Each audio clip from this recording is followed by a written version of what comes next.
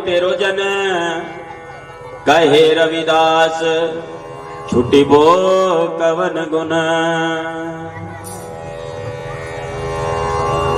जगत गुरु सतगुरु रविदास जी महाराज को बंदगी करता हूं। सतगुरु स्वामी ज्ञान भिक्षुक जी महाराज को बंदगी करता हूं। सतगुरु स्वामी समनदास जी महाराज को बंदगी करता हूं। तमाम संतों गुरुओं रहबरों को बंदगी करता हूं। आज के इस कार्यक्रम में पहुंचे तमाम संतों को, महात्माओं को, साधुओं को बंदगी करता हूं। कार्यक्रम के आयोजक कमेटी, कार्यक्रम का कुशल संचालन कर रहे संचालक महोदय, अपने हुनर से कार्यक्रम को सजा रहे साजिंदे महोदय, प्रत्येक वक्ता की आवाज को आप तक पहुंचा रहे साउंड ऑपरेटर महोदय, कार्यक्रम का दूर दराज तक प्रसारण करने के लिए तैयार मीडिया बंधु, एक बहन भी है बबीता जी, दिल्ली से आई हैं। कार्यक्रम में मौजूद मातृशक्ति, मेरी बहनें, माताएं, पिता तुल्य बुजुर्गों, युवा साथियों और बच्चों, आप सभी को भी अभिवादन करता हूं। मेरा अभिवादन स्वीकार कीजिए। सतनाम जी। भाई जगपाल जी का सूचना पहुंची थी मेरे पास आज के इस कार्यक्रम के लिए, और दिन में जो दिनचर्या रही वो बहुत व्यस्त रही। अभी भी शामली में दीनदयाल जी के आवास पर कार्यक्रम चल रहा है। पहले छुटमलपुर में मेरा कार्यक्रम था, फिर वहां से शामली पहुंचे। दीनदयाल जी से मिलकर मैंने कहा भाई आज के लिए तो आप मुझे थोड़ी सी छूट दे दो, क्योंकि पड़ोस का मामला है। जगपाल जी ने यही कहा था। पिछले वर्ष भी यहां आने का मौका मुझे मिला, और ये जगह, ये मेरी मातृभूमि है। यहां से थोड़ी दूरी पर ही पैदल आना जाना हो जाता है। नंगली महासिंह गांव है और ये गांव अंती है, ज्यादा दूरी नहीं है। मातृभूमि का बड़ा महत्व होता है।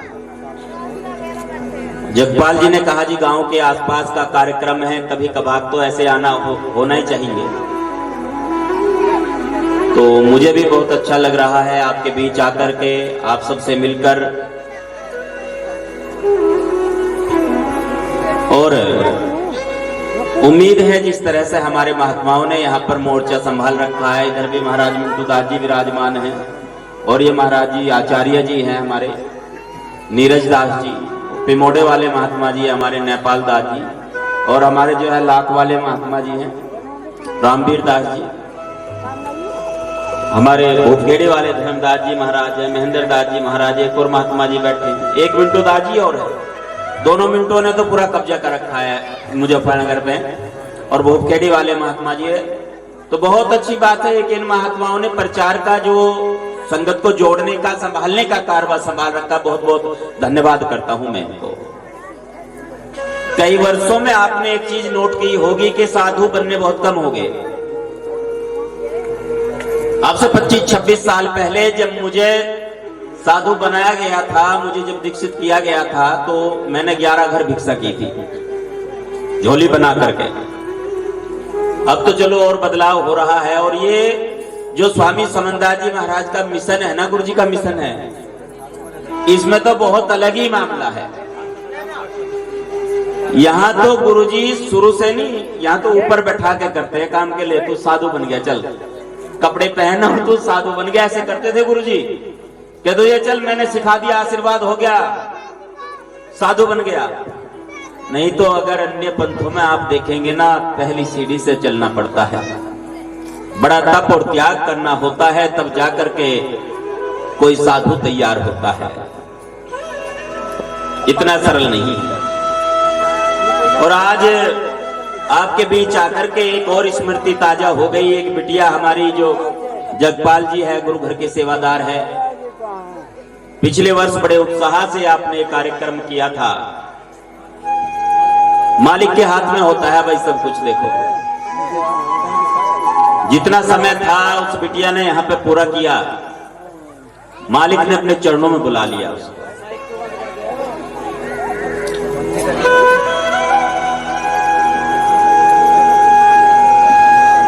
अभी एक साखी पढ़ी थी गुरु महाराज की आपके सन्मुख। जीवन जोत कैसे जगी कैसे होए अंत, रविदास मनुष्य ना जान सके जानत है भगवंत। मनुष्य का ये जीवन है ना, इसके ये जीवन एक किताब की तरह है, एक पुस्तक की तरह होता है। इस पुस्तक के में बहुत सारे अध्याय हैं। सभी अध्यायों को लिखने वाला ये खुद है, अपने आप लिखता है। बस 2 अध्याय ऐसे हैं जो इसके बस में नहीं है, जिनको ये नहीं लिख सकता, इसके हाथ में नहीं है। एक अध्याय है जन्म का। जन्म इसके हाथ में नहीं है कि जन्म कहां पर होगा, इस जीव के हाथ नहीं है। किस गांव में होगा, गांव में होगा या शहर में होगा, कहां पर जन्म होगा ये इसके हाथ में नहीं है, इसके बस की बात नहीं है। किस राज्य में जन्म होगा, किस देश में जन्म होगा, इसके बस की बात नहीं है, इसके हाथ में नहीं है। किस जाति में किस धर्म में जन्म होगा ये इसके हाथ में नहीं है, इसके बस की बात नहीं है। और अमीर घर में होगा या गरीब घर में इसका जन्म होगा ये इसके खुद के हाथ में नहीं है। अगर ऐसा होता तो सभी लोग अपने लिए बढ़िया बढ़िया घर चुनते, बढ़िया बढ़िया जगह चुनते कि मुझे वहां पर जन्म लेना है।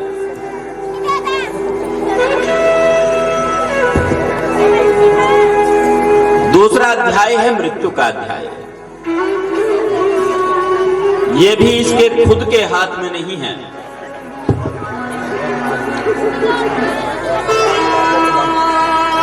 मृत्यु का जो समय है, कितने श्वास इसको पूरे करने हैं, यहां पर कितना समय बिताना है, ये भी इसके खुद के हाथ में नहीं है।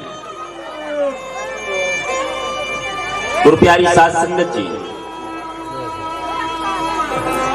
भाई जगपाल जी के साथ है पूरा समाज, साधुओं का आशीर्वाद है। इधर बहुत समय से गुरु घर से जुड़ा हुआ है और उस बिटिया के लिए भी जैसे ही मुझे पता चला, मैंने अरदास की गुरु महाराज से, मालिक कृपा करे उसे अपने चरणों में स्थान दे।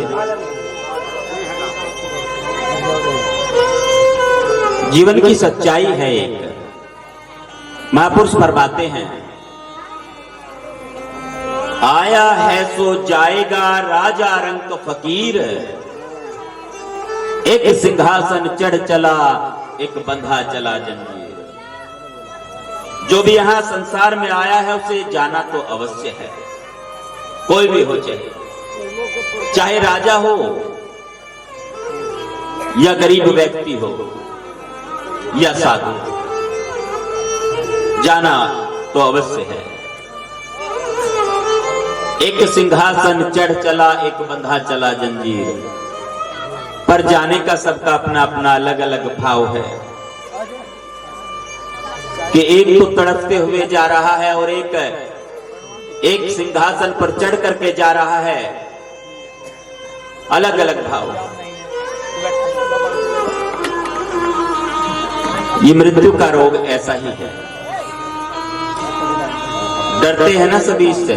थोड़ी देर के लिए चर्चा चलती है, जब कोई किसी की मृत्यु हो जाती है ना, थोड़ी देर तो सब ज्ञान की वर्षा करने लगते हैं, कहते भाई एक दिन सबको वहीं जाना है, सबका यही ठिकाना है, शमशान में जाकर के, हाँ सबका यही ठिकाना है, आखिरी जो स्थान है वो यही है। और जब वहां से निकल जाते हैं फिर भूल जाते हैं, सब ठिकाने को भूल जाते हैं, फिर ध्यान नहीं रहता कुछ। फिर तो खूब अपना कार्यक्रम चलाओ जो चलाते हैं रोज ही, जिसको जो कुछ खान पान करना है वो करें, जिसने झूठ बोलना है झूठ बोल ले, जिसने दूसरों के साथ छल कपट करना है वो करे, पूरा चलाते फिर काम, फिर कुछ नहीं छोड़ते। थोड़ी देर के लिए ज्ञान रहता है वो, और जल्दी भी बहुत होती है। कुछ के पास समय ही नहीं होता कि वो जाकर के थोड़ी सांत्वना दे किसी को। फोन पे बात होती है, जब नहला देंगे ना तब फोन कर देना, मैं पहुंच जाऊंगा। दूसरा और ज्यादा बिजी होता है, वो कहता है जब उठाकर चल देंगे तब फोन कर देना, मैं पहुंच जाऊंगा। तीसरा तो यहाँ थोड़ी दूरी पर है, वो कहता है जब शमशान में पहुंच जाएंगे तब फोन कर देना, मैं आ जाऊंगा। समय ही नहीं है किसी के पास, समय की बहुत तंगी है। और जब खुद का नंबर आता है फिर पता चलता है कि इसके पीछे कितने लोग थे। क्यों? क्योंकि जब इसने किसी को समय दिया ही नहीं है तो इसको समय कौन देगा, मुश्किल हो जाएगी बात। वो ज्ञान सिर्फ उसी दिन थोड़े समय तक के लिए ही ठहरता है, थोड़ी देर के लिए ही ठहरता है। गुरु महाराज सतगुरु स्वामी समनदास जी महाराज स्पष्ट कर देते हैं सारी बात को। गुरु जी ने साफ बताया है। कोई भक्त पूछ रहा था गुरु जी से, गुरु जी 2 दिन की जिंदगी का क्या चक्कर है? अभी कोई वाणी कह करके गया तो 2 दिन की जिंदगानी इसका गुमान करके क्या खास पार होगा पत्थर की नाव चढ़ गए। गुरु जी ने कहा 2 दिन है यादगार, 2 दिन है। एक दिन तो यादगार वो है जिस दिन तू इस दुनिया में आया था, वो दिन यादगार है। कैसे यादगार? तारीख लिखी गई ना, जन्म तिथि, जन्म प्रमाण पत्र बन गया, तेरे लिए यादगार हो गया, तेरी माँ के लिए यादगार हो गया, बाप के लिए यादगार हो गया। वो फुदकता फिर रहा है कि मैं बाप बन गया, अंदर ही अंदर खुश हो रहा है बहुत ज्यादा। अब तक तो दिक्कत आ रही थी, पड़ोसी पूछ रहे थे क्या मामला हो रहा भाई, दवाई बुट्टी खाई कहीं से या नहीं? अब वो ठीक है, प्रसन्नता हो रही है अंदर अंदर, हाँ जी खुश हो रहा है बहुत ज्यादा, यादगार बन गया। सबके पद बदल गए, पदोन्नति हो गई, प्रमोशन हो गया सबका।